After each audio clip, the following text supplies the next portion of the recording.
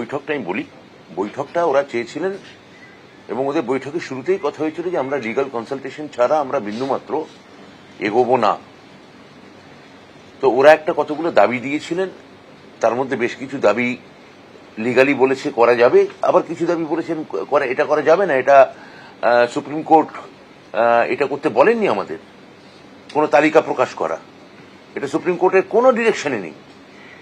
তো এটা আমাদের যারা আইনি পরামর্শদাতা এবং সর্বোচ্চ স্তরের আইনি পরামর্শদাতা যাদের কথা ওরা বিশেষভাবে দাবি করেছেন যে সেই ধরনের আইনজীবীরা যেন আমাদের পক্ষে দাঁড়ান রিভিউ পিটিশনে, এটা তাদেরই কথা। তো সেটা একটা পার্ট আমরা করতে পারিনি, কিন্তু এমন নয় যে করতে পারিনি মানে যে আমরা সেটা লিগাল কনসালটেশন নিইনি। এবং আমরা ওই বৈঠকেই বলেছিলাম যে আইনি পরামর্শ পেলে তবে করতে পারবো, আমরা পাইনি তাই করিনি। এই যোগ্যের তালিকা প্রকাশ করতে পারলেন না কেন? আর যদি আইনি পরামর্শ অনুযায়ী না পারে তাহলে যারা কারা বেতন পাবে, কারা স্কুলে যাবে, এগুলো নির্ধারণ হবে কি করে? সবকিছুই তো এর পুরো তালিকাতে আমরা কি বলেছি, প্রথম কথা হচ্ছে যে যোগ্য আমাদের এই 17 তারিখে যে মধ্যশিক্ষা পর্ষদের যে তালিকা দেওয়া হয়েছে, যোগ্য অযোগ্য এটা আপনারা বলছেন আমরা নির্ধারণ করতে পারিনি। আপনারা যদি 17 তারিখের কেসটা দেখেন, যেখানে আমরা ক্লারিফিকেশন চাই, সেখানে খুব পরিষ্কার করে 17,206 জন তারা যোগ্য, এটা মধ্যশিক্ষা পর্ষদ এফিডেভিট দিয়ে জানিয়েছে। যোগ্য নয় মানে টোটাল টিচার যাদের চাকরি যাচ্ছে এর মধ্যে পুরো ভাগটা মানে 17,206 জন, 206 সংখ্যাটা।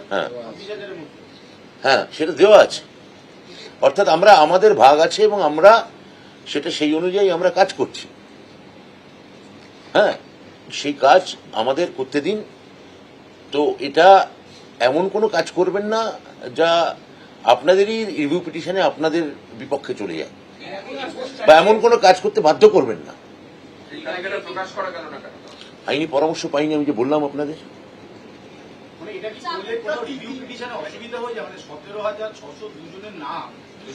না, এটা তো আমি বলেছি, ওরা অনেকগুলো দাবির মধ্যে এটা একটা দাবি ছিল।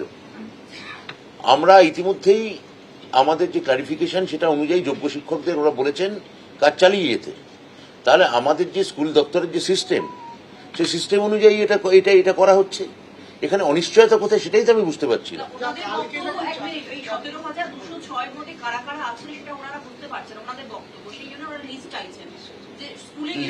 লিস্ট প্রথম কথা হচ্ছে লিস্ট এসএসসি শিক্ষা দপ্তরকে দিতে পারে, শিক্ষা দপ্তর সেই অনুযায়ী কাজ করতে পারে।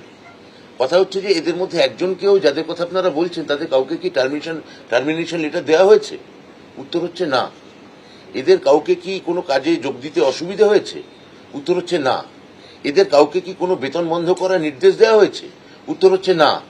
এদের কাউকে কি কোনো কাজ করার ক্ষেত্রে কোনো সরকারি আধিকারিক কোনো বাধা সৃষ্টি করেছেন? উত্তর হচ্ছে এক দুটো জায়গায় করেছেন, সেখানেও আমরা সক্রিয়ভাবে হস্তক্ষেপ করে যাতে এরা প্রত্যেকে কাজে যেতে পারেন আমরা তার বন্দোবস্ত করেছি। তাহলে যেখানে অনিশ্চয়তা নেই, খামোকা এমন কোনো আচরণ করা উচিত না আন্দোলনের স্বার্থে যেটা তাদের রিভিউ পিটিশনকে দুর্বল করে। তাদের সঙ্গে কথা বলেই তো আমরা এগোচ্ছি। একজন করে না বললে আমি বলতে পারবো না।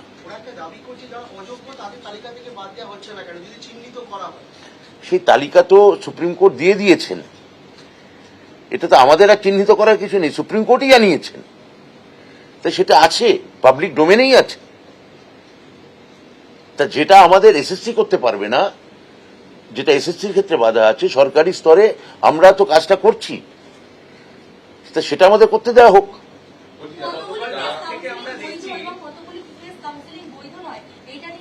এইটা নিয়ে দেখুন, এটা কোন থার্ড ফেজ, ফোর্থ ফেজ, এগুলো যেগুলো আপনারা বলছেন আমরা জানি না, এগুলোর কথা আমরা বলিনি, এসএসসি চেয়ারম্যানও এটা বলেননি, এবং এটা আমাদের কথা হচ্ছে যে এটা সুপ্রিম কোর্টের অর্ডারেও কোথাও লেখা নেই। তাহলে যা লেখা নেই তা কাল্পনিকভাবে ধরে নিয়ে ওরা কেন এটা নিয়ে কথা বলছেন আমি জানি না। শিক্ষাকর্মী বা থার্ড ফেজ থেকে বাকি কাউন্সিলিং এ যারা আছেন বা যোগ্য টিচার, অযোগ্য টিচার, কারা কারা স্কুলে যেতে পারবেন এবং কারা কারা বেতন পাবেন, এই তালিকাটা যদি আপনারা বলেন যোগ্যর মধ্যে কারা আছে। যেটা সুপ্রিম কোর্ট পরিষ্কার করে বলে দিয়েছেন তো যে কারা স্কুলে যেতে পারবেন, সেখানে তাদের ক্ষেত্রে একটা ভাষা তারা বার করেছেন, স্পেসিফিক্যালি নট টেইন্টেড। তো এটা সেই অনুযায়ী তো আমরা এগোচ্ছি। তো এটা এই মুহূর্তে এটাকে নিয়ে জলঘোলা করে ওরা নিজেরাই নিজেদের রিভিউ পিটিশনের ক্ষেত্রে আমার মনে হয় বিপদ টেনে আনছেন। এটা আমার মনে হয় ঠিক নয়, যেখানে আমরা তাদের স্বার্থে মুখ্যমন্ত্রী সর্বতভাবে তাদের পক্ষে থাকার নির্দেশ দিয়েছেন, তখন এই সহযোগিতাগুলো আমার মনে হয় করা উচিত। গতকাল রাত থেকে আমরা দেখছি এসএসসি চেয়ারম্যান সহ প্রচুর মহিলা আধিকারিক তারা আটকে রয়েছেন ভেতরে, এবং একটা ছবি দেখা গেছে খাবার নিয়ে যাওয়ার ক্ষেত্রে গতকাল রাত্রিবেলা কিছু বাধা পেতে হয়েছে। যারা তারা খাবার অর্ডার করেছিলেন সেই খাবার বা জল ঢুকতে একটু সমস্যা হয়েছিল। আপনারা কিভাবে দেখছেন বিষয়টা? না, এটা কেবলমাত্র এসএসসির ক্ষেত্রে না, পর্ষদের ক্ষেত্রেও একই জিনিস এখানে হয়েছে। হ্যাঁ, এই যে পর্ষদের ক্ষেত্রে অনেক মহিলা কর্মী এখানে ভেতরে আটকা পড়ে আছেন। পর্ষদের ক্ষেত্রে একটা বাড়তি জিনিস আছে, এখন মাধ্যমিকের কাজ চলছে রেজাল্টে, অর্থাৎ মাধ্যমিক পরীক্ষার ফল বেরোবে এবং সেখানে খুব গুরুত্বপূর্ণ ডকুমেন্ট সেখানে আছে। সেখানে এই কাজকে ভণ্ডুল করা বা পণ্ড করা এটা ঠিক নয়। এখানে লক্ষ লক্ষ ছাত্রছাত্রীর ভবিষ্যৎ জড়িয়ে আছে। তো এখানে আমরা তাদের, এবং যেভাবে কালকে ওষুধ ফেলে দেওয়া হয়েছে, ওষুধ যেতে দেওয়া মানে নিয়ে যেতে দেওয়া হয়নি, খাবার নিয়ে যেতে দেওয়া হয়নি। তবে আজকে শুনলাম যে ওরা, আমি আপনাদের মাধ্যমে শুনলাম যে ওরা আজকে নমনীয় হয়েছেন। আমি আপনাদের মাধ্যমে ওদের কাছে দাবি রাখবো যে আপনারা আন্দোলন করুন, কিন্তু ওখানকার কোনো মানুষের বা কোনো আধিকারিকের যদি জীবন বিপন্ন হয়ে যায় সেটাও আপনাদের একই সঙ্গে মনে রাখা উচিত। একেবারেই সরকার কোনো কড়া মনোভাব নেবে না। আমরা কি এতক্ষণ ধরে যে আছেন কোনো বলপ্রয়োগ করেছি? আমরা পুলিশ দিয়ে বোঝানোর চেষ্টা করেছি। আমরা একেবারেই কোনো কড়া মনোভাবের পক্ষে এখনো নই, এবং আমরা আলোচনাতেই বিশ্বাসী, আমরা আমাদের কাজে বিশ্বাসী। আমার মনে হয় যে ব্যাপারটা কোনো একটা হঠকারী জায়গায় নিয়ে গেলে আখেরে রিভিউ পিটিশনটা ডিস্টার্বড হতে পারে, এটা বিলম্বিত হতে পারে, সেটা করা উচিত নয়। মুখ্যমন্ত্রী বলেছেন কে যোগ্য কে অযোগ্য আপনাদের দেখার বিষয় না। এটা সত্যি তো সুপ্রিম কোর্ট বলে দিয়েছে। মুখ্যমন্ত্রী তো ঠিকই বলেছেন। সুপ্রিম কোর্ট যেখানে বলে দিয়েছে এবং তার ভিত্তিতে যখন গোটা দপ্তর কাজ করছে, কারুর আমরা, এবং যেখানে মুখ্যমন্ত্রী বলেছেন, আমিও বলছি মুখ্যমন্ত্রীর কথার পুনরাবৃত্তি করে, যে কারুর মাইনের ক্ষেত্রে কোনো সমস্যা যেখানে নেই, তখন সেখানে এই আন্দোলনের যৌক্তিকতা কি আছে?